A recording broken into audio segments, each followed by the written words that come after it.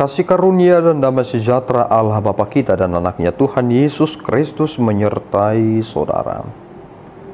Amin. Shalom saudara yang terkasih, di dalam nama Tuhan Yesus Kristus senang bisa menyapa saudara di tempat saudara berada hari ini. Dalam dimensi yang berbeda tetapi dalam dunia yang sama.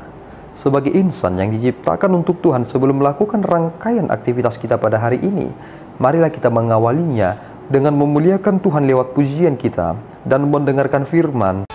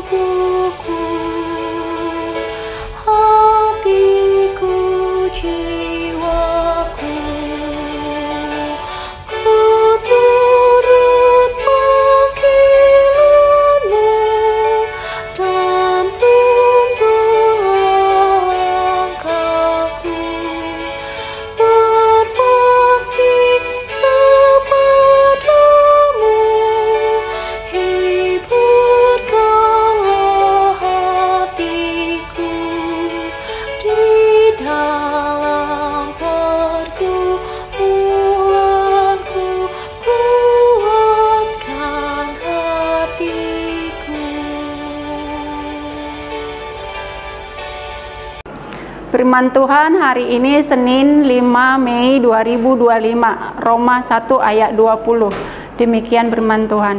Sebab apa yang tidak nampak daripadanya, yaitu kekuatannya yang kekal dan keilahiannya, dapat nampak kepada pikiran dari karyanya sejak dunia diciptakan sehingga mereka tidak dapat berdalih. Demikian firman Tuhan. Saudaraku yang terkasih, di dalam nama Tuhan Yesus Kristus, kita mendapati sebuah surat yang begitu kritis, yang memberikan sebuah gambaran tentang bagaimana sebenarnya esensi dari keberimanan itu. Kita perlu mengkoreksi tentang keberagamaan kita, karena ternyata belum tentu orang yang beragama benar-benar memiliki iman yang benar. Karena Paulus sendiri ternyata menyatakan ini kepada jemaat yang ada di Roma, bahwa ada orang yang meskipun Tuhan telah menyatakan dirinya kepada mereka, ternyata mereka menolak dia. Tentu di sana terletak kekacauan. Bukankah seharusnya orang-orang yang beragama ketika mereka melihat Allah, mereka harus langsung menyembah, mereka harus penuh dengan rasa takut, mereka harus sungguh-sungguh bersukacita? Tetapi nyatanya ketika Yesus Kristus datang ke dunia ini, terjadi penolakan di sana. Di sana ada kebingungan yang luar biasa, bahwasanya hikmat yang dimiliki oleh manusia tidak dapat menangkap hikmat yang dinyatakan oleh Allah. Sehingga kita harus berkata, apapun yang aku pahami tentang keberadaan atau tentang hakikat Allah, bagaimana aku menyelami tentang rahmat Tuhan itu bukanlah sesuatu hal yang cukup. Tidak cukup kata-kata untuk menjelaskan siapakah dia, bagaimana dia yang sesungguhnya. Tetapi kita dapat menangkap tentang apa yang telah dinyatakannya.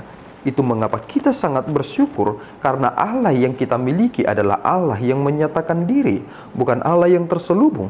Ketika Allah itu adalah Allah yang terselubung dan selamanya terselubung, maka kita bisa berpikir liar. Tetapi Tuhan tidak mau kita memiliki iman yang liar seperti itu. Tuhan menyatakan dirinya lewat kuasanya. Kita mengetahuinya tentang wahyu umum, dan kemudian semakin memahami secara signifikan ketika Allah menyatakannya dalam wahyu khusus. Ketika Tuhan telah menyatakan dirinya dalam wahyu yang khusus itu, di sanalah kita ternyata tidak bisa berdalih. Adakah di kolong langit ini tempat persembunyian dari manusia itu? Ada sebuah gambaran yang dinyatakan dalam kitab Kejadian. Bukan berarti bahwa Allah yang Maha Tahu itu tidak tahu di mana Adam dan Hawa bersembunyi. Tetapi lihatlah betapa tragisnya keterpisahan itu. Bahwa Allah ternyata telah terpisah dari manusia yang diciptakannya karena keberdosaan itu. Ketika keberdosaan ini telah menguasai pikiran manusia, di sanalah kesesatan itu terjadi. Sehingga kita kerap sekali mengklaim diri kita adalah orang-orang yang religius. Kita begitu fanatik dengan apa yang kita pahami. Padahal ternyata itu adalah sebuah kekeliruan. Dan kita ternyata semakin jauh dari kebenaran itu. Yang hal-hal kita lihat nampak ternyata menjadi hal-hal yang kita anggap tidak nyata. Ketika Yesus Kristus menyatakan dirinya, orang tidak menganggap ini sesuatu hal yang harus dipahami dan masuk kepada spiritual realms. Tetapi pada akhirnya mereka mengatakan ini adalah penistaan. Dan mereka begitu celaka karena dalam kitab Wahyu dikatakan mereka-mereka yang telah menyelibkan dia pada akhirnya akan meratapi nasib mereka karena mereka telah mengabaikan kesempatan itu. Mari saudaraku merenungkan ini dalam kesempatan yang Tuhan telah beri kepada kita. Semua yang telah diciptakan oleh Tuhan ini adalah hal yang terbaik untuk merujuk kepada penyembahan yang sempurna. Kita tidak akan boleh berdalih. Bahkan ada perkataan yang mengatakan demikian, bahwa dinding juga berbicara.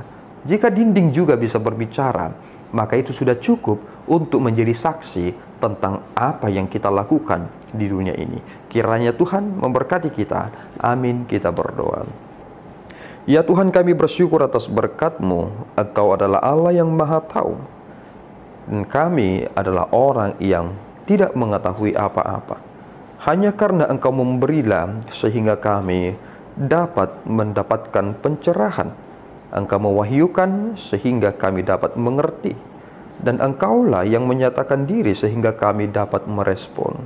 Ampuni kami ya Tuhan, karena kami memiliki pikiran yang cacat dan cemar. Karena keberdosaan telah menguasai sendi-sendi kehidupan kami. Bimbinglah kami ya Tuhan, supaya kami tidak jatuh ke dalam kesalahan yang sama, supaya kami sungguh-sungguh hidup dalam berserah diri yang sempurna.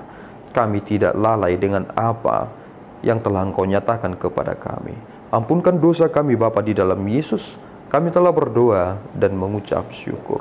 Anugerah Tuhan kita Yesus Kristus, kasih setia Allah Bapa kita, dan persekutuan Roh Kudus menyertai saudara. Amin. Tuhan Yesus memberkati.